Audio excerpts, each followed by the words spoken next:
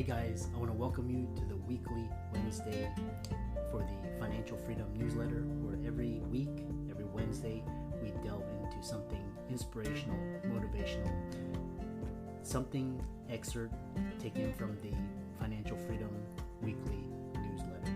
Wherever you are, if you're listening on Spotify, on iTunes, Google, be sure to click the like, subscribe, share, comment. And without ado, let's get into the show. Welcome everybody to this week's podcast episode for the Financial Freedom Podcast. I'm your host, Dr. Christopher Liu. As you know, we talk about 4 different types of freedom: time, financial, location, health freedom.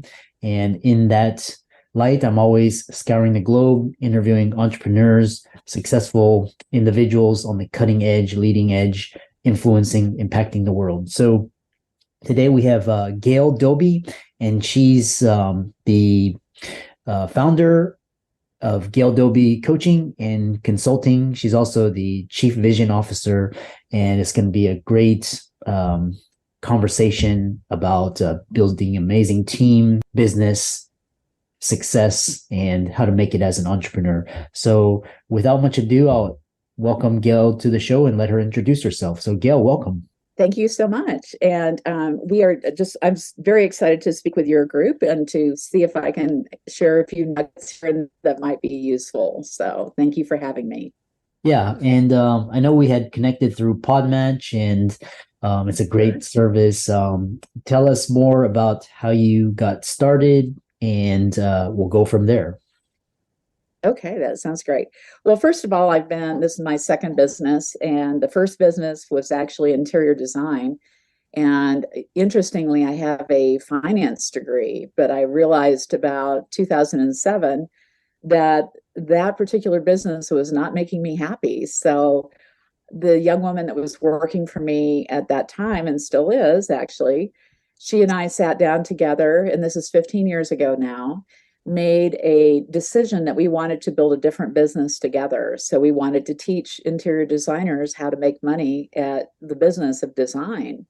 So that really is my passion, is business, and not really the design part, is what I realized. So that's kind of how I got started in this particular business. And we are coming up on almost 15 years. We actually rebranded when we first connected. So we have a brand new name called the Pearl Collective, just so I can update our listeners a little bit. But and we did that for a lot of key reasons, and partly because we are expanding our business and want to be able to go on beyond the field of interior design, because we believe so much in the fact that we need to help people be successful in their businesses. There are just so many people that struggle in making money at it. And you talked about financial freedom and time freedom. Time freedom is a big part for a lot of people that get so caught up and are working so hard in their businesses, but they don't really take time for themselves. I'm sure you find that true. Ultimately, what's interesting is, money is a resource, and, we're taught to trade our time for money. And if we can learn to use money to work for us, it frees up a lot of time. We can do higher value, higher order tasks. And so, that's why I'm trying to get that message out. And what's interesting is that, so, we talk about, we kind of have like 5 main ideas episode. And one thing is you talk about your creative value blueprint. Tell us more about that and how it applies to your business and your clients. Sure, absolutely. And I want to make sure it's applying to your listeners too, because I think this is true for any business. Everybody is creative in some way or another in their businesses. And so you can have the creativity part, which is what we as entrepreneurs do, is for people. But we also need to have a blueprint in how to make money doing what it is we love. And that's sometimes where people are disconnected between the reality piece and the creative piece. And not that they're not combined, but you have to be able to have both parts working in your business to really reach your potential and have the financial returns that you want. So in my opinion, and this is just my personal opinion, when I have helped people understand what the basic foundational things are, such as first what your personal goals are, what your financial goals are for yourself and your family, and then from there build a financial model that makes that all happen. Those two things are tied together along with creativity, which means that's what the creative value blueprint is. So it's how do you build a business that's built on creativity and entrepreneurship and make money at it and have some life balance at the same time. Hmm. And since you come from the interior design and kind of the creative space, and ultimately it's all about business and how your value and your service to your customer, either a product, service, software. And tell us more about what you learned from the design interior space and the how the financially successful charge for their services. Well, okay, that's a great big question. Thank you for that, Christopher. I think one of the things that is interesting is for every single business that's out there that provides design services, they have a little tweak on how they do it versus other people. So there are so many ways that people charge for their services. But what I really want to focus on here is how you need to charge for your service if you're a doctor or if you're a designer or whatever it is that you are, really is based on what you believe your value to be. I don't know. What do you think about that? Because I think a lot of us, it's what we can sell. And if we don't believe that we're worth the value, then we're not going to charge what we're really capable of charging, even if we're one of the most talented out there in whatever industry we're in. What are your thoughts about that?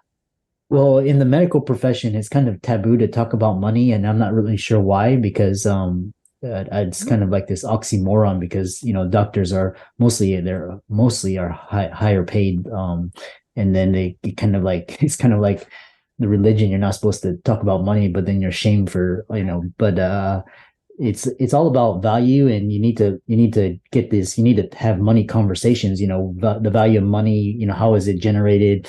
What does it expend? What are assets, liabilities? All these terms. And you need to charge for your service, otherwise you're going to go out of business, right? No business you can provide for free for forever. So I really don't understand that, but you need to charge for what you're worth. So whether it's 100 per hour or 500 per hour, you need to tailor it based on what value you can provide to your client. Right. So that, but I just found that interesting because with especially with the creatives, there's subjective value attached. So it's kind of like this person can charge this much.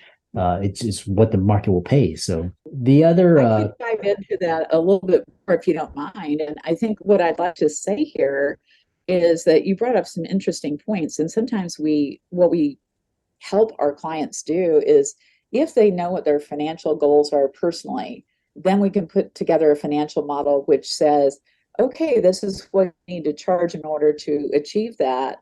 And all of a sudden, their whole thinking switches from them feeling guilty for charging what they're worth to understanding that if they don't charge enough, then they're not going to accomplish their goals. And it's a really interesting little mindset switch that happens when they finally get a picture of what it's going to take to create that success in their business financially.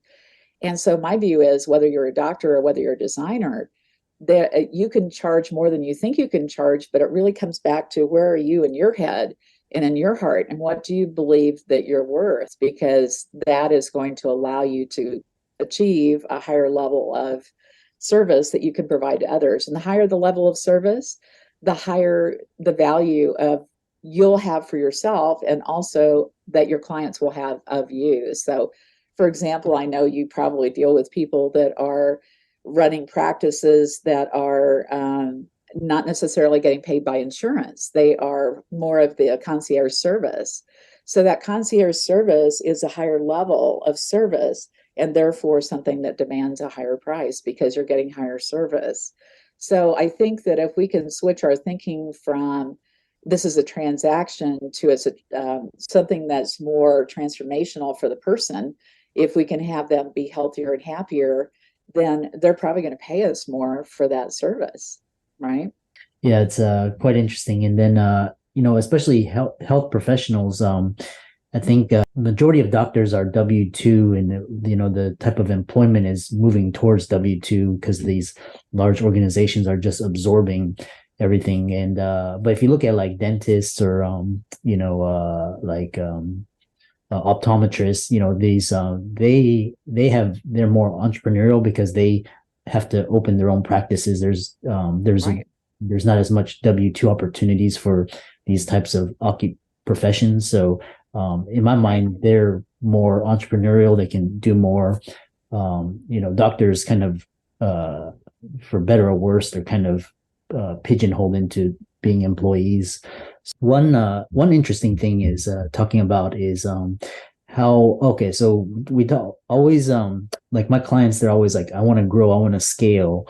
All this, like, we think growing and scaling, that's a good thing, but may not be good for everybody. And so talk about how business success serves your life goals. Well, yeah, that kind of ties back into that financial model too, which I know sounds kind of weird. And I want to go back to something that you said at the beginning of the podcast, which is that it is almost taboo to talk about money.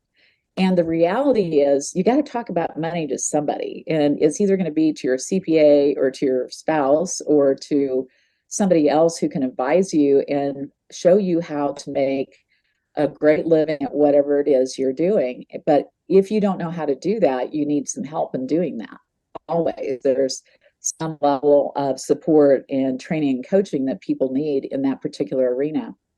So, I've been thinking about this because I belong to Kaiser, and I go to a doctor who's on salary. So I was thinking about what you were saying about the W-2 versus I am paying outside of that to a private concierge type of doctor for health and wellness to actually work with me on things that will make me feel better. And so I'm paying extra out of pocket outside of what I'm paying for insurance to get that kind of care. And I believe today, and there's a really great book out that you might want to share with your readers. And I think it's called GNAR. It's by Stephen Kotler.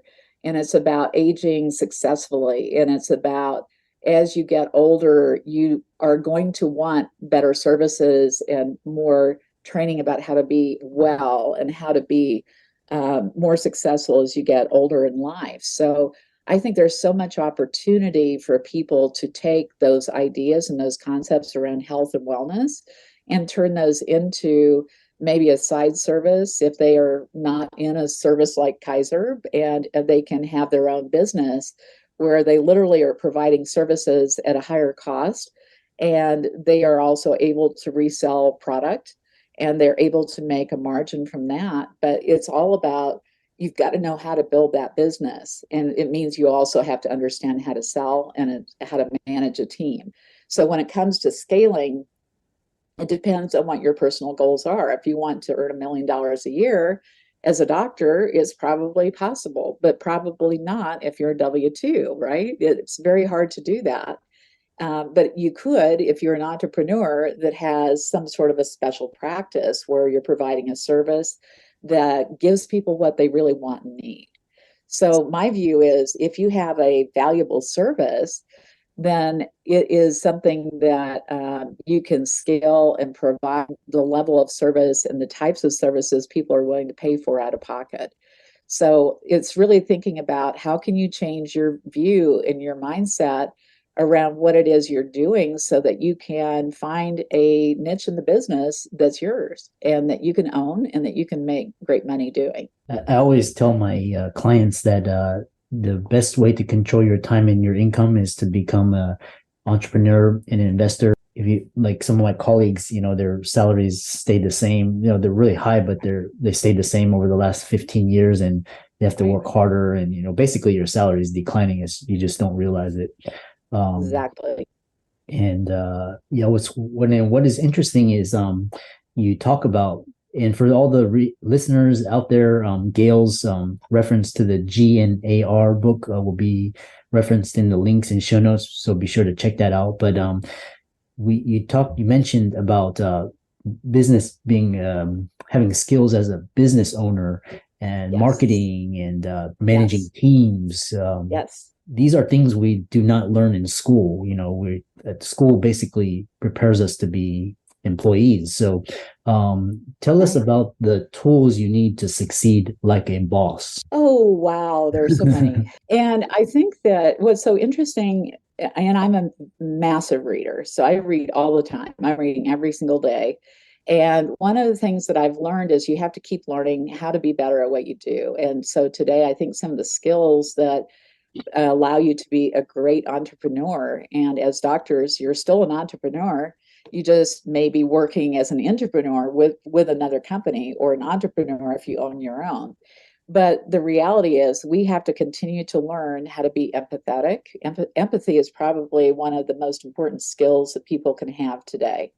Listening is an important skill today. And so, if you can listen and be empathetic to your patients and also to your team, then you're going to be a better leader of your company. Leadership skills today, absolutely one of the most critical skills that you can have to run a business. And it's a hard thing to run a business. And you may be great at what your practice is and maybe what your specialty is, but the people part of it is really what's going to take you to the next level. And today is so critically important, because today we get judged on how well we really interact with other people. You see it with Google reviews. Even my doctors get Google reviews.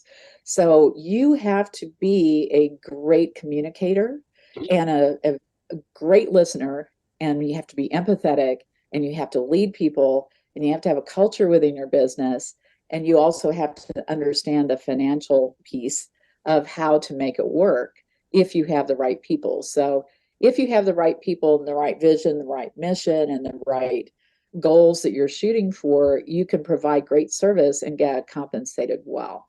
And then so many gems in that. And one the key thing is it's all about these new as like because everything like technology, software automation, everything is making the very basic things just basically run on autopilot.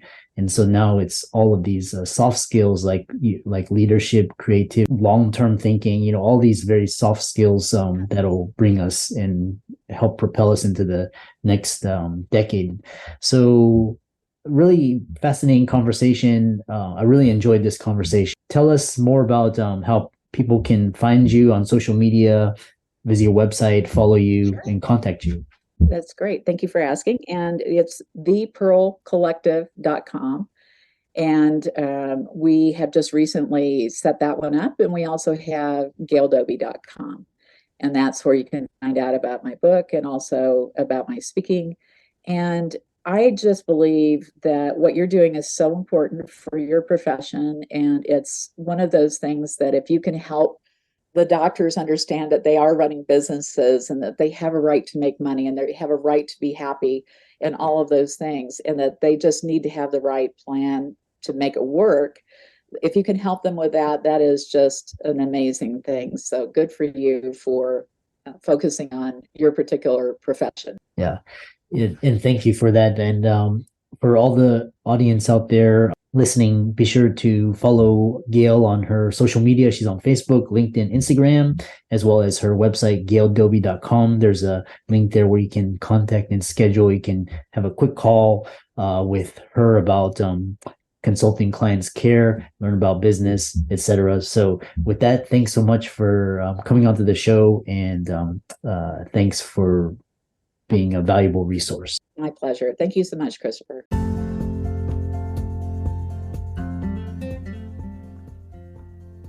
I hope you really enjoyed that wonderful, inspirational, motivational piece. Again, wherever you are listening, if you liked it, be sure to like, comment, share, subscribe. We're on everywhere: Spotify, iTunes, Google, Amazon, Audible. And without much ado, be sure to thank this show's sponsors, and we'll see you next week.